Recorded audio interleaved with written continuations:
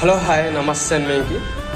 భూపాలపల్లి జిల్లా పరిధిలోని నేను చెప్పే 5 మండలాలలో ఎన్ని చెరువులు ఉన్నాయి, ఎన్ని చెరువులు అసంపూర్తిగా ఉన్నాయి, ఎన్ని చెరువులకు మరమ్మతులు చేయవలసిన అవసరం ఉంది అనేది మనం ఇప్పుడు చూసుకుందాం. కాటారం మండలంలో 90 చెరువులు ఉంటే 5 చెరువులు అసంపూర్తిగా నిండి ఉన్నాయి. 5 చెరువులకు మరమ్మతులు చేయవలసిన పరిస్థితి ఉంది. అదేవిధంగా మల్హార్ మండలంలో 84 చెరువులు ఉన్నాయి.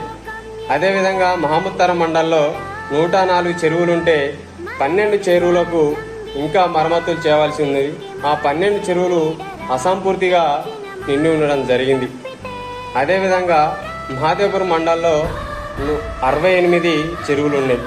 అదేవిధంగా పలిమల మండలంలో 14 చెరువులుంటే 7 చెరువులు అసంపూర్తిగానే నిండి ఉన్నాయి, గండ్లు తెగి ఉన్నాయి. వాటికి మరమ్మతులు చేయవలసిన బాధ్యత ఎంతైనా ప్రభుత్వం పైన ఉన్నది. మరి